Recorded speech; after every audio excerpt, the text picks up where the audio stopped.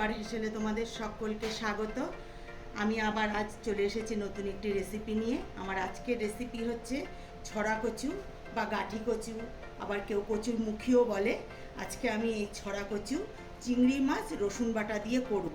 তা এই ছড়া কচু তোমরা যে চিংড়ি মাছ দিয়ে বা জিরে আদা বাটা দিয়ে তো করি, তার সঙ্গে আমার আজকে মেন উপকরণ হচ্ছে রসুন বাটা। এই রসুন বাটা দিয়ে যদি ছড়া কচু এইভাবে রান্না করা যায়, খেতে অসম্ভব সুন্দর হয়। আর তোমাদের কাছে অনুরোধ রইল এইভাবে একবার রান্না করে খেয়ে দেখবে। আর আমার এই রেসিপিটি মানে দেখতে হলে তোমাদের প্রথম থেকে শেষ পর্যন্ত দেখার অনুরোধ রইল। তাহলে চলো দেখে নেওয়া যাক আমার এই আজকের রেসিপি ছড়া কচু চিংড়ি রসুন দিয়ে।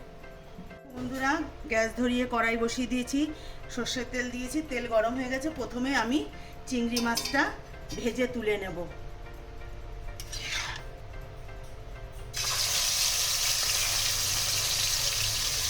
চিংড়ি মাছ আমার ভাজা হয়ে গেছে, আমি তুলে নিয়েছি।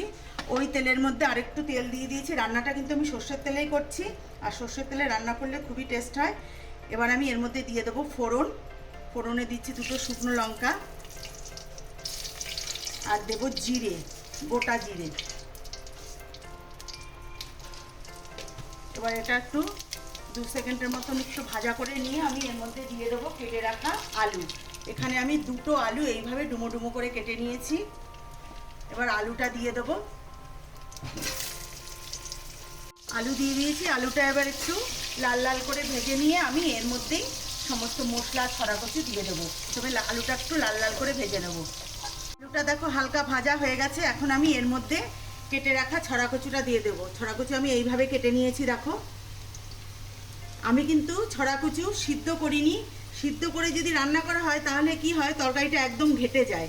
আমি সবসময় এইভাবেই ছড়া কচুকে কেটে নিয়ে তেলের পরে ভেজে রান্না করি। এবার আমি এর মধ্যে দিয়ে দেবো ছড়া কচুটা। এবার আমি এর মধ্যে দেবো একটু হলুদ গুঁড়ো,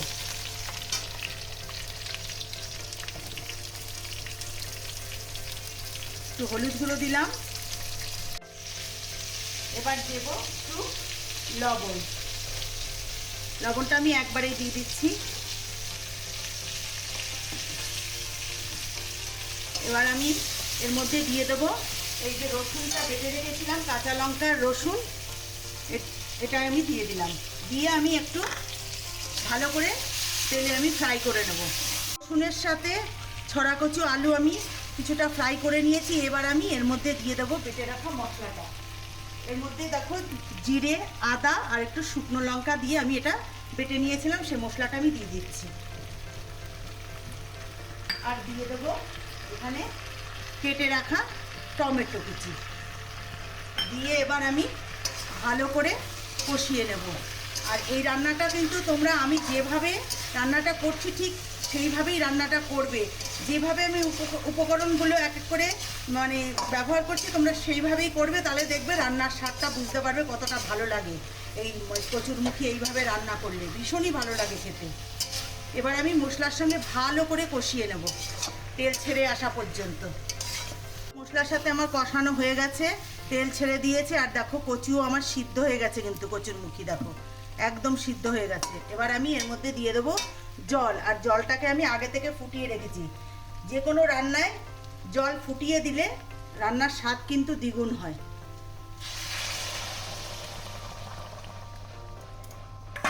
এবার আমি এর মধ্যে দিয়ে দেবো ভেজে রাখা চিংড়ি মাছটা।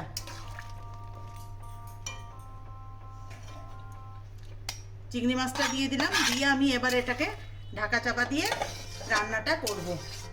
10 মিনিটের মতন আমি এটাকে ঢেকে ফুটিয়ে নেব। 10 মিনিট পর আবার ফিরে আসছি। রান্নাটা তুলে নিচ্ছি।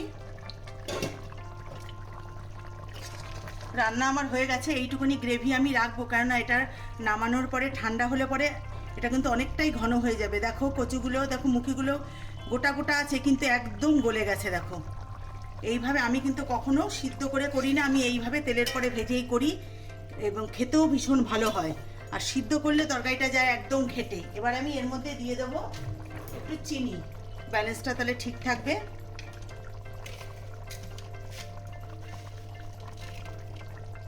একটু চিনি দিয়ে দিলাম। এবার আমি এটা তোমাদেরকে নামিয়ে নিয়ে দেখাচ্ছি। হয়ে গেছে, গ্যাস আমি বন্ধ করে দিচ্ছি। দেখো বন্ধুরা, আমি নামিয়ে নিয়েছি, হয়ে গেছে। এবার আমি একটা পাত্রে সার্ভ করে নিচ্ছি। এই রান্নাটা কিন্তু দুপুরে গরম ভাতের সঙ্গে একদম জমে যাবে। তাহলে বন্ধুরা, আমার যদি এই রেসিপিটি তোমাদের ভালো লেগে থাকে, লাইক, শেয়ার, কমেন্টস করো। আর আমার চ্যানেলে নতুন বন্ধু হয়ে থাকলে চ্যানেলটিকে সাবস্ক্রাইব করে নিও। আর যারা ফেসবুক থেকে দেখছো, ফেসবুকের পেজটিকে অবশ্যই ফলো করে নিও। আর যারা করেছো তাদেরকে অসংখ্য অসংখ্য ধন্যবাদ। তাহলে বন্ধুরা, আজকের মতো ভিডিওটি আমি এখানেই শেষ করছি। ভালো থেকো, সুস্থ থেকো, নমস্কার।